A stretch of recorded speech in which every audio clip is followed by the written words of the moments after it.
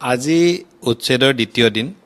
আজি খুব সুন্দৰকৈ যেনেদৰে আশা কৰা হৈছিল পিঠাঘাট আৰু সোণাৰী বিল এই দুইটা অঞ্চলত উচ্ছেদ সম্পূৰ্ণ হৈছে।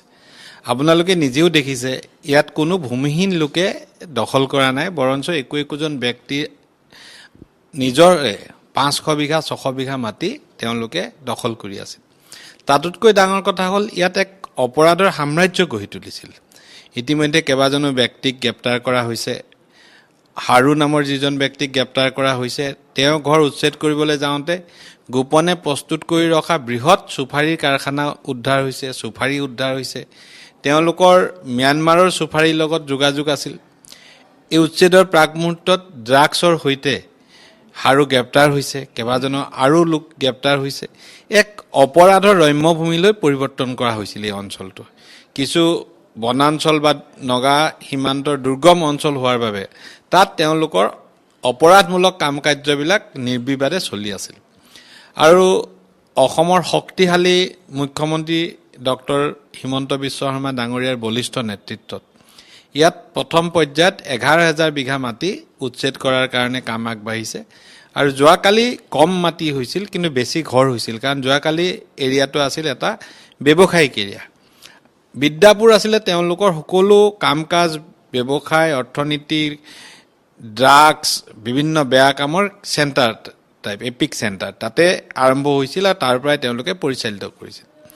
খেতি কৰাৰ নামত একোজন ব্যক্তিক যেতিয়া কোটিপতি হয় আৰু বনাঞ্চলৰ মাটি দখল কৰি ড্ৰাগছ বা ইত্যাদিৰ ব্যৱসায় আৰম্ভ কৰে, চুফাৰীৰ ব্যৱসায় আৰম্ভ কৰে, তেতিয়াতো চৰকাৰে খিলঞ্জীয়া লোকৰ স্বাৰ্থত উচ্ছেদৰ দৰে কঠোৰ ব্যৱস্থা ল'বলৈ বাধ্য।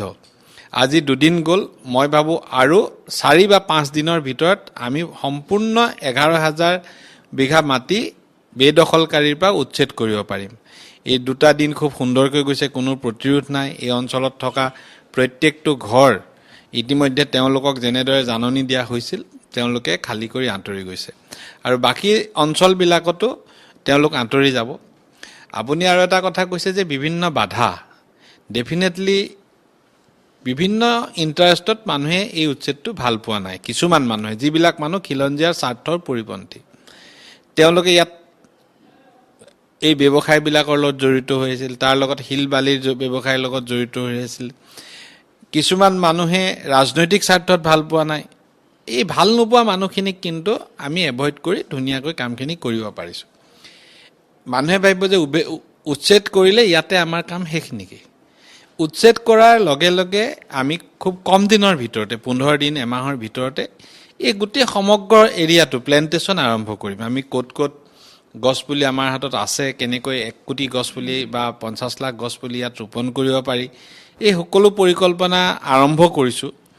এই কিছু ফৰেষ্ট ডিপাৰ্টমেণ্টৰ মানুহ বেছি ব্যস্ত হৈ থকাৰ কাৰণে সম্পূৰ্ণ কৰিব পৰা নাই, কিন্তু ইয়াত আমি ফেন্সিং দি আমাৰ এৰিয়াটো ধুনীয়াকৈ কভাৰ কৰি ল'ম, আৰু ইয়াত গছপুলি ৰুই প্ৰকৃতিৰ সুৰক্ষাৰ কাৰণে আমি সবলভাৱে কাম কৰিম মুখ্যমন্ত্ৰী মহোদয়ৰ নেতৃত্বত।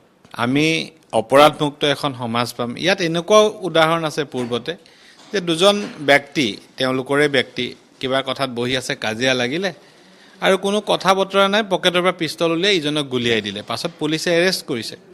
তাৰমানে তেওঁলোকৰ হাতত অবৈধ মৰণাস্ত্ৰও বহুত আছে, এইখিনিও ওলাব। কালি আপোনালোকে এটা কথা দেখিছে, তেওঁলোকৰ মাজৰ এজনে খুব চিঞৰি বাখৰি কৈছে যে তেওঁলোকক মিয়ালেণ্ড লাগে। মিয়ালেণ্ডৰ দৰে কথা এটা তেওঁ পৰিসংখ্যাও দিছে, বড়ো মানুহ কিমান আছে, মিয়া মানুহ কিমান আছে। এইটো হঠাৎ কৈ দিয়া বিক্ষিপ্ত কথা নহয়, ইয়াৰ পৰিকল্পনা তেওঁলোকে কৰিছিল। আৰু এই উচ্ছেদৰ ঘটনাই পাছত তেওঁলোকে যি বিবৃতি দিলে, এই উচ্ছেদৰ ন্যায্যতা আৰু প্ৰয়োজনীয়তা সাব্যস্ত কৰিছে। আমি এই উচ্ছেদৰ সময়ত আৰু এটা কথা কওঁ, মানুহে কোনোবাই ৰিউমাৰ উলিয়াইছে নাগালেণ্ডৰ সম্পৰ্কত, যে এই মাটিখিনি খালী কৰাৰ পাছত নাগালেণ্ডে আহি দখল কৰিব, এই মাটিত নগা ভূমিলৈ পৰিৱৰ্তন হ'ব। এই মাটিখিনিত নাগালেণ্ডৰ কোনো মানুহ আহি দখল কৰিব নোৱাৰে, আৰু আমি ইয়াত প্লেণ্টেশ্যন ইমিডিয়েট ষ্টাৰ্ট কৰিম, আৰু সেউজ বননি হ'ব। ইয়াত আমি ৱাটাৰ বডি ক্ৰিয়েট কৰিম।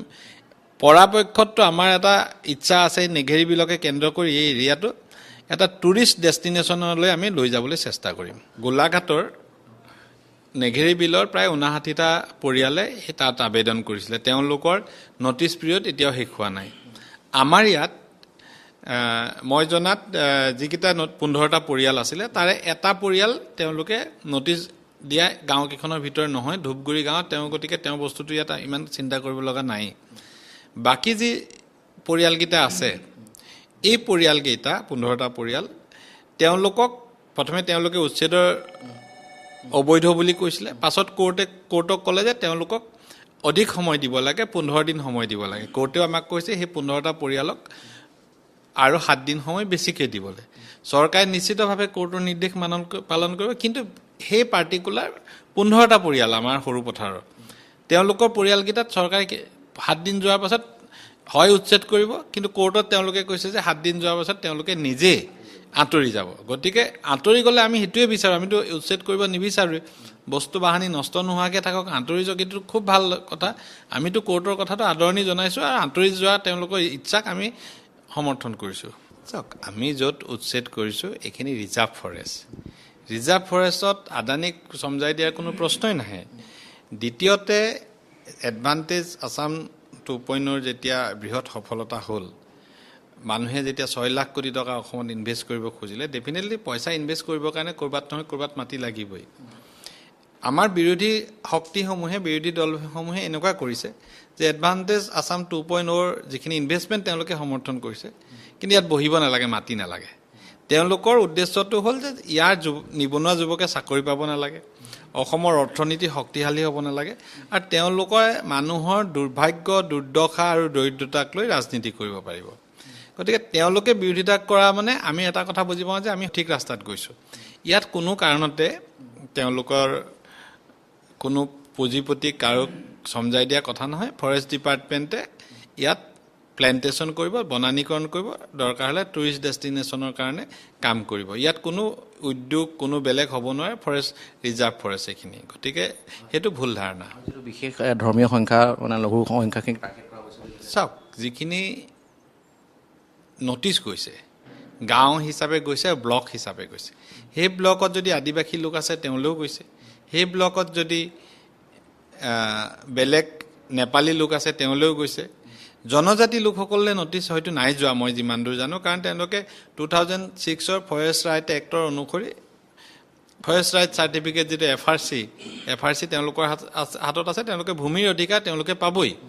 গতিকে যাৰ ভূমিৰ অধিকাৰ আছে তাক তেওঁলোকক বাদ দি সেই অঞ্চলত জাতি, ধৰ্ম, ভাষা নিৰ্বিশেষে নটিচ গৈছে, এভেকশ্যন হৈছে।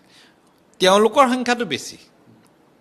আপুনি নটিচৰ সংখ্যা যদি অফিচত খবৰ লয় তেতিয়া দেখিব বেলেগলৈও গৈছে, কিন্তু বেলেগসকলতো তাতে অপৰাধী নহয়।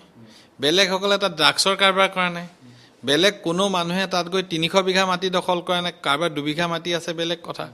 বেলেগ কোনো মানুহে তাত আৰ্মছৰ কাৰবাৰ কৰা নাই, চুফাৰীৰ কাৰবাৰ কৰা নাই।